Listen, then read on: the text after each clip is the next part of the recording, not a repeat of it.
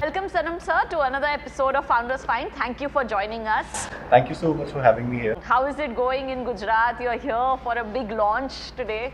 Yeah, as you know, I'm the founder of Pino'z Pizza. People are well aware about this pizza brand here, and they are loving it for sure. Now we are here to launch our burger and a coffee brand, Lord Petrick. We are looking forward to it actually. But I think when we say La Pino'z as a brand, everybody, it's har ghar ka pizza.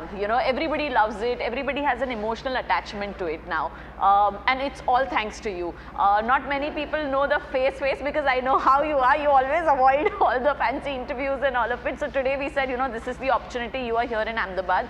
But what we wanted to know was a little bit about you, and of course then I'll also tell the audience a bit about the brand. But you were an engineering student back then, and you had a very stable job, and that's how. And then you later decided to make a switch to the hospitality and the food industry. How did that happen? And then how did La Pino'z happen?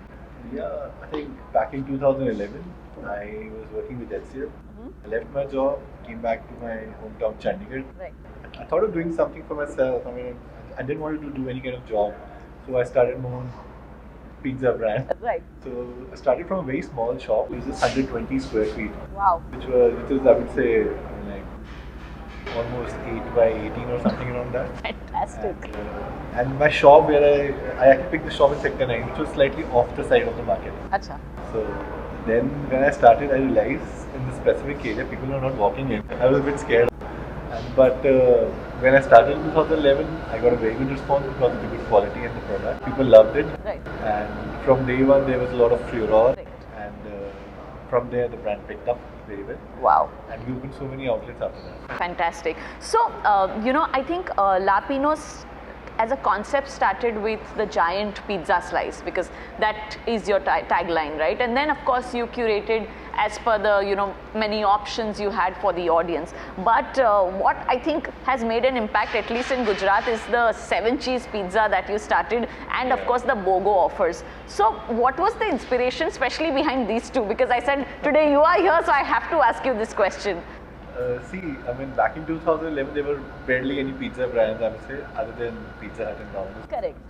So ours was among maybe could be third or fourth of it, and that too from a very small shop, kiosk kind of thing. So this BOGO, lately we realized a lot of competition brands, they're offering good deals, Right. just to attract more customers. But back in 2011, we were just having giant slices Correct. and giant pizza. That's it. Right. So no regular pizza, no medium, no large, no anything extra large pizzas. Right. So from there and then we actually launched a lot of outlets in Punjab and Haryana side. From there we realized that people, they have a very kind of specific psyche. They believe the competition brand is offering 4 slices at rupees 49. Right. And you guys are cheating. And you're giving 1 slice in rupees 80. Correct. At rupees 80. So, ideally. right. So but the size was big, that size was massive. That was actually the kind of meal we used to serve. Okay. So from there we realized that we have to go by the flow. So from then we added the regular pizza, medium and large, and we curated the whole menu out of it. Wow. And lately we realized that there was a big margin in medium and large. So Right. we thought of offering some special deals to the customer. From there we curated this BOGO BOGO Wednesday offers. Friday BOGO. And my God, the line has been non-stop from the definitely. day you kind of announced it. So Because yeah. Actually, back in 2011, we started with BOGO on like Fridays only. Right. But lately we realized that BOGO is like a wonderful Doing thing. well. Right. So we thought of adding one more day for BOGO. Wednesdays so we thought and of Fridays. Wednesday, which was kind of a midweek. Yeah. And Wednesday, Friday, from there we curated this. For me, when it's BOGO, it's only La Pino'z. Of course, now a lot of brands have copied and started using it. But BOGO, I think, was only defined by La Pino'z and you.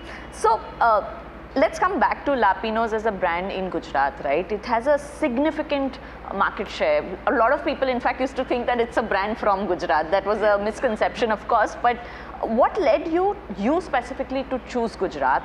And also one question, that is the discount offering, was it Gujarat that inspired to, offer discounts in general? I feel that everyone around the world, they look for some good deals when they're going out for food, Correct. especially in the QSR industry. Gujarat was the first state other than Punjab and Haryana Right. where we actually launched the product. Right. And we really got a good response. It was more like the Indianized pizzas, more our pizzas are more into like crispy sides. Mm-hmm. So people in Gujarat, they like crispy stuff. Yes, so like, yes. The local stuff they sell Yeah. and eat. And so it worked very well in Gujarat. Okay. So from here, we took it to other states like Maharashtra Correct. and like Rajasthan and other states. Right. What I realize is when I talk to people, everybody has their favorites at La Pino'z, you know. So then they come for that specific 7 cheese, of course, is Paneer the tikka, king, butter and masala, paneer tikka, and butter cheese is masala. 7. So Very well. I think that emotional connect, which as a marketer also you've kind of developed it very well with the audience. So I think that's when you have a strong customer database. So let's shift gears a bit. Now today we are here at the launch of Lord Petrick, and tell us a little bit more when people come to Lord Petrick, what is it that they expect? Because of course the expectation bar is high. It's from the La Pino'z brand and it's from you. So yeah.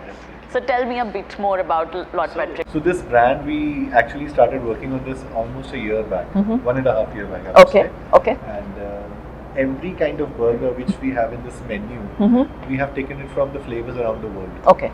Like British roast seasonings, we are sourcing it from UK. It's a very specific kind of seasoning. Oh, nice. Okay. And it is the Algerian harissa, then Okay. it is the Moroccan spices, Wow.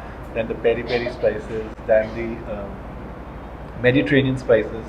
So we have actually mixed these kind of spices with the Indianized flavors, Okay. or spices I would say, Right. and we have curated the whole menu out of it. Nice. So something Like- very unique. like this. I don't think you get these kind of burgers anywhere else. Definitely, So it's not the typical It's very regular different burger. flavors. And special coffees as well, as you Coffee, mentioned. yes, coffee. I would say I have a special love with coffee. Right? I always see that. So yeah. So it's been almost a year. I would say I've been trying coffees around the world. But the best roastery I found this to be from Italy. Okay. Italy or US, you can say. Yes. So these two places, they are very good with coffees. They kind of taste and blend. Blend. Australia is also very good. Right. But this is a very kind of specific coffee. We are sourcing it from Italy, Nice. and I'm sure people are gonna love it. Yeah. Let's, since a lot of our audience is youth, so in general, a lot of them aspire to be somebody like you. So for me, I'm going to ask like 1 or 2 industry-based question. Of late you must have seen, because from the time I know when La Pino'z entered, and then there was an influx of competition coming in. But I think how La Pino'z stands different is because it maintains its dedicated and customer base, and a very strong. You believe in kind of having very good ingredients, the taste. You've never kind of compromised on the quality. What do you think overall? How do you maintain that with so many franchises in general? Because now you are at a 600 plus outlets. 600 plus. So how does that work? See, the first motto of creating this franchisee model is that the franchisee should earn. If and when the franchisee earns well, only then the franchisee will be talking about the product in the market, Right. and speaking high about it. Right. And the second layer is the master franchisee or the state master franchisee. So, of course, the master franchisee should also earn. Correct. If there's a good kind of benefits and profits in these 2 layers, only then the company can grow. Right. Only then the company can earn. Right. If there's a kind of extraction at the top level and the franchisee partners and the other layers are not earning, then there's going to be kind of a, I would say, sink in the business. True. So we have actually, made this concept wherein all the layers are earning in a very decent margin. Right. Having a decent margin. Right. That way. So our structure is very robust.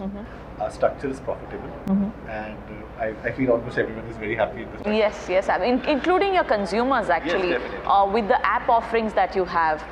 Is the app also going to be there for Lord Petrick? Yes, we have already started the app, Okay. and I think we've got around 60,000-70,000 downloads already. Oh wow. And I think I have seen that in your customer loyalty, right? I mean, in spite That's of how so we much retain it. competition, having, especially in Gujarat, I know because I'm from here, the customer at La Pino'z swears by La Pino'z, and I'm sure for Lord Petrick also that's how it's going to be.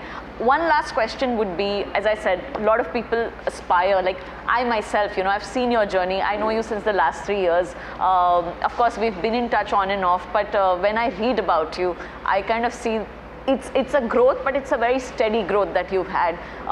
What would you just kind of tell the youth in general who wants to be a part of this industry? Because a lot of people want to do something of what you've done.